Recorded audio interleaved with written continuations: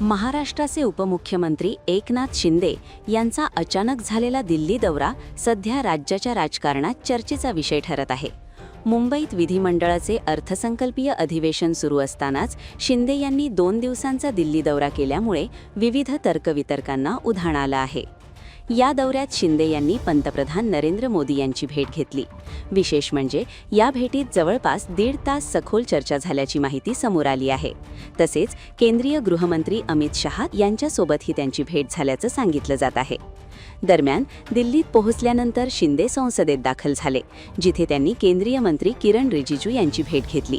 यावेळी खासदार श्रीकांत शिंदे देखील त्यांच्यासोबत उपस्थित होते. या भेटीदरम्यान झालेल्या हलक्या-फुलक्या संवादाचीही राजकीय वर्तुळात चर्चा रंगली आहे. या दौऱ्याबाबत स्पष्टीकरण देताना एकनाथ शिंदे यांनी ही केवळ सदिच्छा भेट असल्याचं सांगितलं. अधिवेशन सुरू असताना मी नेहमी दिल्लीला येत असतो. ही तशीच नियमित भेट होती. सकारात्मक चर्चा झाली, असं ते म्हणाले. विरोधकांकडून होत असलेल्या टीकेकडे दुर्लक्ष करत मी माझं काम करत असतो. टीकेला कामाने उत्तर देतो, असंही त्यांनी स्पष्ट केलं.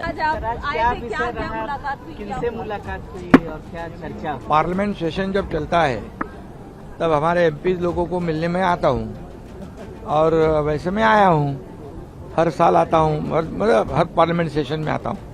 तो सभी लोगों को रात को भी मुलाकात होगी, मीटिंग हो गई उनके साथ, हमारे सब एमपीज के साथ, मिनिस्टर के साथ. और अभी आदरणीय प्रधानमंत्री मोदी जी के साथ भी मुलाकात हुई. हमारे स्पीकर ओम बिरला जी के साथ मुलाकात हुई. कई मिनिस्टर भी वहाँ आए थे. सभी के साथ एक मुलाकात हो गई.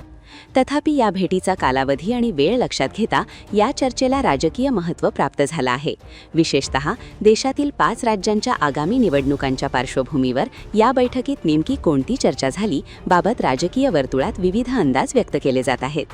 शिंदेंच्या या दिल्ली दौऱ्यानंतर विरोधकांनीही प्रश्न उपस्थित केले असून या भेटीमागे काही मोठा राजकीय निर्णय दडलेला आहे का, याबाबत चर्चा सुरू झाली आहे. त्यामुळे राज्यातील सत्ता समीकरणांवर याचा काही परिणाम होणार का, याकडेही सर्वांचं लक्ष लागलं आहे. दरम्यान शिंदे यांनी ही केवळ औपचारिक आणि सदिच्छा भेट असल्याचं स्पष्ट केलं असलं तरी या दौऱ्याच्या पार्श्वभूमीवर निर्माण झालेल्या चर्चांमुळे राजकीय वातावरण तापलेलं पाहायला मिळत आहे. येत्या काही दिवसांत या भेटीचे नेमके परिणाम काय दिसून येतात हे पाहणं महत्त्वाचं ठरणार आहे.